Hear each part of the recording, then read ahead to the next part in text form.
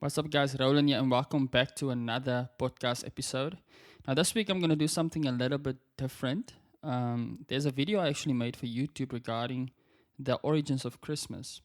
It's where I was actually reacting to a video by Wes Huff, it's entitled Christmas Isn't Pagan. So you can check it out on YouTube. And I found everything he said in the video so helpful. So I did a reaction video to it. But for some reason, I can't export the video from my video editor. So I thought I would put out the video as a podcast episode this week. So don't be surprised when I say it's Christmas afternoon, because I actually recorded it on Christmas Day. But hopefully the video will be helpful to you guys, because I found it very insightful and helpful. And if you would, you can go to Wes's YouTube channel, subscribe to his channel, because I found the things that he shares there about the origins of the Bible, for example. I find it very helpful.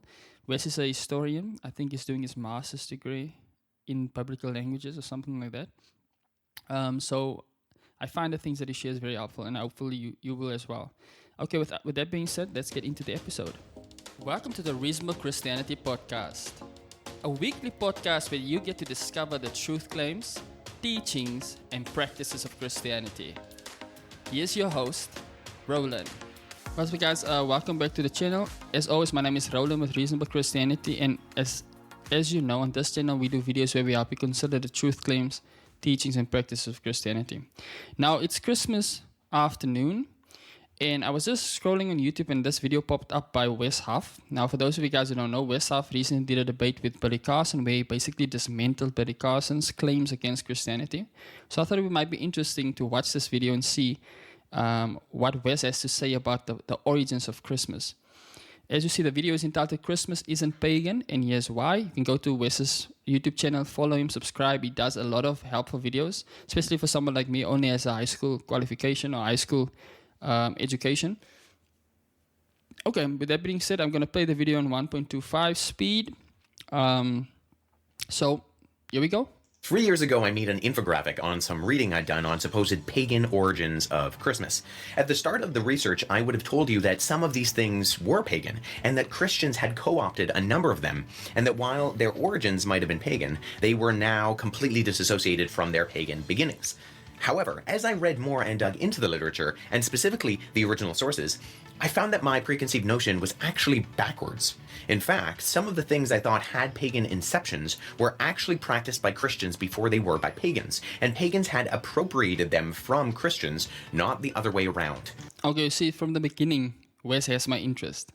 So I, like many of you guys, probably have been told or heard the stories that Christians took the date of December 25th because it belonged to certain other festivals at the time, Roman festivals, maybe Greek festivals as well. And we took that date and we basically Christianized it. And I thought that as well. I made a video. One of my first videos on this channel was actually about Christmas and the pagan origins of Christmas. But I'm excited to see how Wes is going to debunk that notion. Okay, here we go.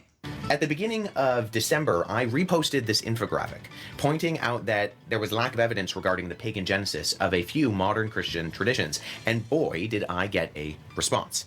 It's obviously pagan, and everybody who has a brain on their head knows it. You will be judged for your leading astray the flock from Yeshua Adonai Yahuwah to follow the great Shaitan Ra. A Christmas tree is an idol. You bring it sacrifices, hold hands around it to sing songs, and then bow down to it to get your presents. I've never seen a clear example of pagan worship before. Jeremiah 10, 3-4 clearly forbids you to have a Christmas tree. You can try your best to say it doesn't, but what else could it be talk about? You see, this is so typical of us as Christians. Oftentimes we lead with opinions instead of asking relevant questions. I do this a lot. I find myself doing this a lot as well, and it's something I'm actually becoming more and more aware of as I'm starting to study the roots of Christianity more intently. You just start to realize how much you don't know. And so I would have thought if you are going to engage with someone like Wes Huff, who is a biblical scholar, I think he's doing his master's degree now, wouldn't it be wise just to ask more clarifying questions? I actually saw him do this to Billy Carson as well when he was dismantling him, just by asking clarifying questions, and that way you get more clarity on your own ignorance as well, and you don't come across as, arrogant and pompous. And I'm not saying that's the intent of the people commenting here, but I think as Christians we need to be more gracious when we engage one another, particularly in a social or open environment for the world to see. But okay, I digress. You just want to justify your sinful fleshly Christmas is pagan, and it comes from Babylonian pedophilia. It doesn't take a brang Pedophilia? Babylonian pedophilia? Okay. scientist to figure that one out. Yes, it is. You are going to held accountable for every single thing you teach that is wrong and can mislead the souls. You are telling people it's not pagan, a celebration that is rooted with Nimrod, Semiramis, and his son Tammuz. A pagan celebration to worship the sun god? Really? It's not about us and this worldly traditions. It's about the one and only Messiah and his name being honored, not just for Christmas, but in everything we do. And the always popular High Mass of Apollyon the Destroyer, filthy. Look, I understand some Christians, their insistence of not celebrating, for example, Christmas. Some Christians don't celebrate Easter as well, or Passover, because they feel like every day should be a celebration of who Jesus was and what he came to do. I understand it to some degree. I feel the same way as well. But recently, after having kids, I used to never celebrate birthdays and stuff like that. But when you have kids and your life becomes more, I don't want to say cluttered, but life becomes more complicated and busier, it's good to take time to reflect on specific things, okay? So obviously we know that Christmas or December 25th is not confirmed as the birth date of Jesus. But it doesn't mean that it's automatically wrong to set aside that day to reflect on the birth of Jesus. Just in the same way, it's not automatically wrong to set aside a day in the week to have a Sabbath, even though we know that Jesus is our Sabbath. So every day is Sabbath. We rest in him. We rest in everything that he's done for us, everything that is made available for us. But it's not wrong to take one specific day to kind of sanctify yourself, put yourself aside and focus more intently on him. It can actually be beneficial. Puke emoji. Now, obviously, these are examples of some pretty extreme comments, but I'm not kidding when I say there were over 100 negative comments, some that I just had to delete because they were just not appropriate. My DMs also got pretty crowded with people accusing me of being a wolf, false prophet, Satan lover, and so on and so forth. And the point of this video is not to focus on the crazy, although there's a lot of that to go around. My purpose is to try and correct some of the misinformation and misunderstanding surrounding this particular topic.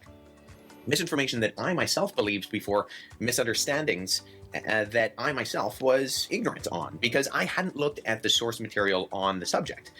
Let's start off with some of the... That's a key phrase, the source material on the subject. Now, for someone like me, like I said, I only have a high school education.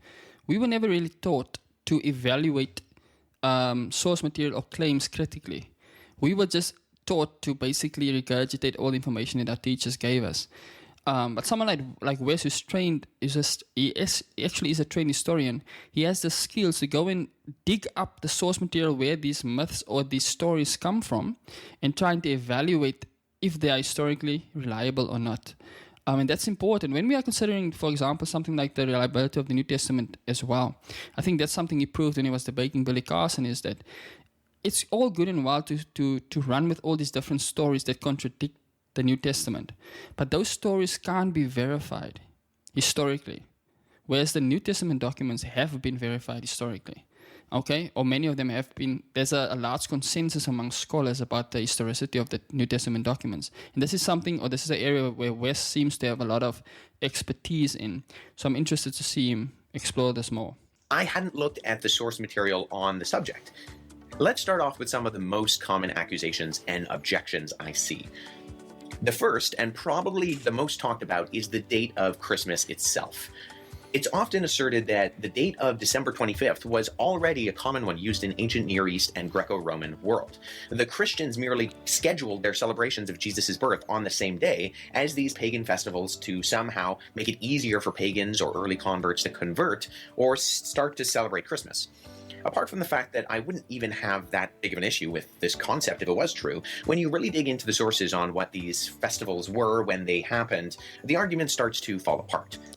I have to agree with Bessie as well. If it's true that the Christians appropriated the date from other societies, what's the problem with that? If Jesus was who he said he was, if he was God, then it means that those other societies are worshipping false gods.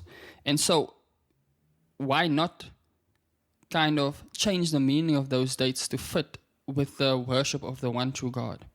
That's why I always tell people, when you look at, I have a Muslim friend, and I always say that when you look at the behaviors that Muslims do, what we might label as extremism, if Allah is the one true God and Allah is telling them to go and convert the whole world, and anyone who doesn't want to convert needs to be killed, then there's nothing wrong with that. Because Allah, if He is God, has the right over life and death over us. He has the right of life and death over us, okay?